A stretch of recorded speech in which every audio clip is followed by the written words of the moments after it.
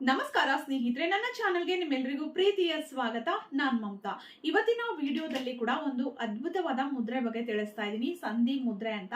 ಈ ಮುದ್ರೆಯನ್ನ ಮಾಡೋದ್ರಿಂದ ಸಂಧಿ ನೋವು ಮಾಯ ಆಗುತ್ತೆ. ತುಂಬಾ ಜನಕ್ಕೆ ಮೆಟ್ಲು ಹತ್ತಬೇಕಾದ್ರೆ ಇಳಿಬೇಕಾದ್ರೆಲ್ಲ ತುಂಬಾ ಕಾಲುಗಳು ನೋವ್ತಾ ಇರತ್ತೆ. ಎಷ್ಟೊಂದ್ ಜನ ಹೇಳೋದನ್ನ ಕೇಳಿರ್ಬೋದು, ಅಯ್ಯೋ 2 ಮೆಟ್ಲು ಹತ್ತೋದಕ್ಕಾಗೋದಿಲ್ಲ, ಸ್ಟೆಪ್ಸ್ ಹತ್ತೋದಕ್ಕಾಗೋದಿಲ್ಲ, ಕಾಲು ನೋವುತ್ತೆ, ಉಳುಕ್ತಂಗಾಗುತ್ತೆ, ಈ ರೀತಿ ಎಲ್ಲ ಹೇಳ್ತಿರ್ತಾರೆ ಅಲ್ವಾ.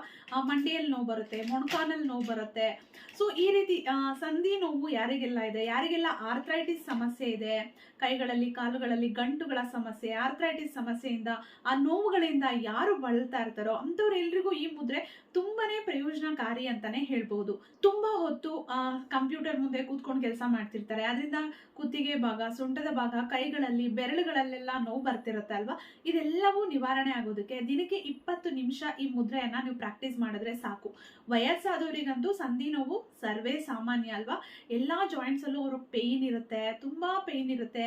ಮೊಣಕೈಯಲ್ಲಿ, ಮಂಡಿಯಲ್ಲಿ, ಕಾಲುಗಳಲ್ಲಿ, ಬೆರಳುಗಳಲ್ಲಿ ಈ ರೀತಿ ಅನೇಕ ಸಮಸ್ಯೆಗಳಿಂದ ಬಳಲ್ತಾ ಇರ್ತಾರೆ, ಆರ್ಥ್ರೈಟಿಸ್ ಸಮಸ್ಯೆಯಿಂದ ಬಳಲ್ತಾ ಇರ್ತಾರೆ. ಸ್ನೇಹಿತರೆ, ಈ ವಿಡಿಯೋವನ್ನ ಎಲ್ರಿಗೂ ಶೇರ್ ಮಾಡಿ, ಈ ಮುದ್ರೆಯನ್ನ ಮಾಡಿ ಪ್ರಾಕ್ಟೀಸ್ ಮಾಡಿ. ಖಂಡಿತವಾಗ್ಲೂ ಈ ಒಂದು ಮುದ್ರೆಯನ್ನ ಮಾಡೋದ್ರಿಂದ ಈ ಸಮಸ್ಯೆ ಖಂಡಿತವಾಗ್ಲೂ ನಿವಾರಣೆ ಆಗುತ್ತೆ. 1 ವಾರ ನೀವು ಪ್ರಾಕ್ಟೀಸ್ ಮಾಡಿ ನೋಡಿ, ನಿಮ್ಮಲ್ಲೇ ತುಂಬಾ ಬದಲಾವಣೆಗಳು ಬರುತ್ತೆ. ತುಂಬಾ ಜನಕ್ಕೆ ಮುದ್ರೆಗಳಿಂದ ಎಷ್ಟು ಪ್ರಯೋಜನ ಸಿಗುತ್ತಾ ಅಂತ ಗೊತ್ತಿರೋದಿಲ್ಲ. ಪ್ರಾಕ್ಟೀಸ್ ಮಾಡಿ ಅದು ಅನುಭವಕ್ಕೆ ಬಂದ್ಮೇಲೆನೆ ಗೊತ್ತಾಗೋದು ಯಾವ ಮುದ್ರೆ ಮಾಡಬೇಕು. ಸಂಧಿ ಮುದ್ರೆ ಹೇಗ್ ಮಾಡೋದು ಅಂದ್ರೆ, ನಿಮ್ಮೆಲ್ರಿಗೂ ಆಲ್ರೆಡಿ ನಾನು 2 ಮುದ್ರೆಯನ್ನ ತಿಳಿಸಿದ್ದೀನಿ, ಆಕಾಶ ಮುದ್ರೆ ಮತ್ತೆ ಪೃಥ್ವಿ ಮುದ್ರೆ ಅಂತ. ಈ ಮುದ್ರೆಯನ್ನೇ ನೀವು ಒಂದೊಂದು ಕೈಯಲ್ಲಿ ಒಂದೊಂದು ಮುದ್ರೆಯನ್ನ ಹಾಕೊಂಡು ಪ್ರಾಕ್ಟೀಸ್ ಮಾಡಬೇಕು.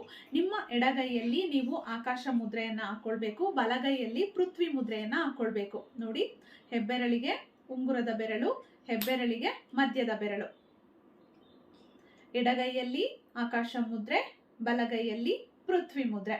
ಈ ರೀತಿ ಇಟ್ಕೊಂಡು 20 ನಿಮಿಷ ಕೂತ್ಕೊಳ್ಳಿ. 20 ನಿಮಿಷ ಒಂದೇ ಸಲ ಆಗೋದಿಲ್ವಾ, 10 ನಿಮಿಷ ಕೂಡ ನೀವು ಟೈಮ್ ಸಿಕ್ತಾಗ ಮಾಡಬಹುದು. ಮಾಡಿದ್ರೆ ಮಂಡಿ ನೋವು, ಕೀಲುಗಳ ನೋವು, ಸಂಧಿ ನೋವು ಎಲ್ಲವೂ ಮಾಯ ಆಗುತ್ತೆ ಸ್ನೇಹಿತರೆ. ತುಂಬಾ ಒಳ್ಳೆ ರಿಸಲ್ಟ್ ಸಿಗುತ್ತೆ. ಟ್ರೈ ಮಾಡಿ. ತುಂಬಾ ಜನಕ್ಕೆ ಆರ್ಥ್ರೈಟಿಸ್ ಸಮಸ್ಯೆ ಈಗಂತೂ ತುಂಬಾ ಜನರನ್ನ ಕಾಡ್ತಾ ಇದೆ ಅಲ್ವಾ. ನೀವು ಪ್ರಾಕ್ಟೀಸ್ ಮಾಡಿ. ಅಯ್ಯೋ ಎಷ್ಟು ಸಿಂಪಲ್ ಮುದ್ರೆ ಮಾಡೋದ್ರಿಂದ ಪ್ರಯೋಜನ ಸಿಗುತ್ತಾ ಅಂತ ನಿಮ್ಗೆ ಅನ್ಸ್ಬಹುದು.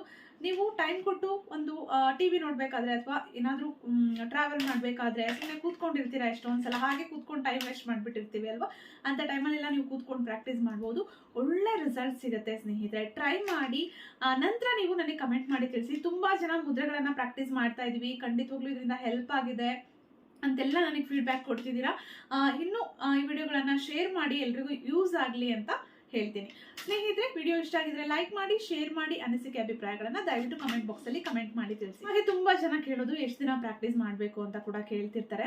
ರೆಗ್ಯುಲರ್ ಆಗಿ ಪ್ರಾಕ್ಟೀಸ್ ಮಾಡ್ತಾ ಇರಿ. 1-2 ದಿನ ಮಾಡಿದ ತಕ್ಷಣ ನೋವು ನಿವಾರಣೆ ಆಗೋದಿಲ್ಲ. ಮಾಡಿ 1 ಮಂತ್ ಮಾಡಿ ನೋಡಿ. ನಿಮ್ಗೆ ನೋವೆಲ್ಲ ಸಂಪೂರ್ಣವಾಗಿ ಕಡಿಮೆ ಆಯ್ತು ಅಂದ್ರೆ ನೀವು ಸ್ಟಾಪ್ ಮಾಡ್ಬೋದು.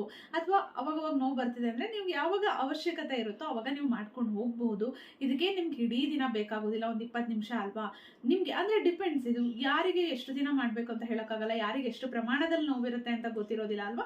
ಸೊ ಒಬ್ಬೊಬ್ರಿಗೆ ಬೇಗ ರಿಸಲ್ಟ್ ಸಿಗ್ಬೋದು, ಒಬ್ಬೊಬ್ರಿಗೆ ಲೇಟ್ ಆಗಬಹುದು. ಅವ್ರವರಿಗೆ ಪ್ರಾಬ್ಲಮ್ ಎಷ್ಟು ಪ್ರಮಾಣದಲ್ಲಿ ಇರುತ್ತೆ ಅನ್ನೋದ್ರ ಮೇಲೆ ಡಿಪೆಂಡ್ ಆಗುತ್ತೆ.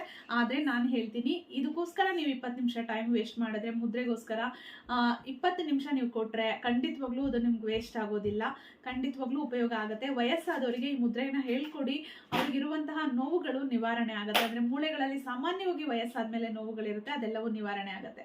ವಿಡಿಯೋ ಇಷ್ಟ ಆಗಿದ್ರೆ ಲೈಕ್ ಮಾಡಿ, ಶೇರ್ ಮಾಡಿ. ಮತ್ತೆ ಭೇಟಿ ಆಗೋಣ. Thank you.